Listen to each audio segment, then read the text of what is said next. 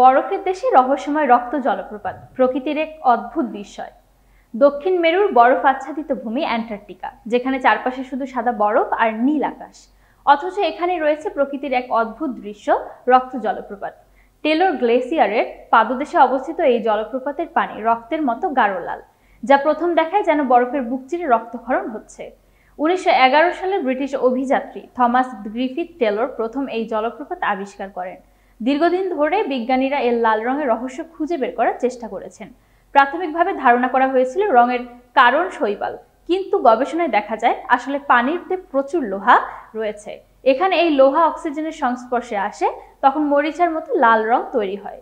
রক্ত জলপ্রপাতের পানি আসে বরফের নিচে লুকানো এক প্রাচীন লবণাক্ত হ্রদ থেকে, যা কয়েক মিলিয়ন বছর ধরে সূর্যালোকের বাইরে অবস্থান করছে।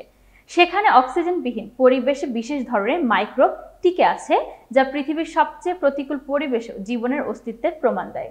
বিজ্ঞানীরা মনে করেন এই মাইক্রোবগুলো মার্স বা বৃহস্পতির উপগ্রহ ইউরোপার মতো গ্রহ উপগ্রহের জীবনের সম্ভাবনা সম্পর্কে গুরুত্বপূর্ণ তথ্য দিতে পারে। তাই নাসা ও অন্যান্য গবেষণা প্রতিষ্ঠান এখানে নিয়মিত গবেষণা চালিয়ে যাচ্ছে। নাসা অর্থায়িত গবেষণায় পাওয়া গেছে এই পানিতে রয়েছে অতি ক্ষুদ্র মাইক্রোবের উপনিবেশ, যার সূর্যালোকে বা অক্সিজেন ছাড়াই শুধু লোহা ও সালফার যৌগ থেকে শক্তি নেয়। বিজ্ঞানীদের মতে এটি পৃথিবীতে জীবনের অভিযোজন ক্ষমতার অন্যতম সেরা উদাহরণ, যা অন্য গ্রহে জীবনের সম্ভাবনা নিয়ে নতুন ধারণা দিয়েছে। যদিও অ্যান্টার্কটিকা সাধারণ পর্যটকদের জন্য সহজলভ্য নয়, তবু রক্ত জলপ্রপাত অভিযাত্রী ও গবেষকদের কাছে এক অদ্ভুত বিষয়ের জায়গা হয়ে উঠেছে। প্রকৃতির এই লাল রঙের জলপ্রপাত যেন বরফের রাজ্যে লুকিয়ে থাকা এক রহস্যময় শিল্পকর্ম।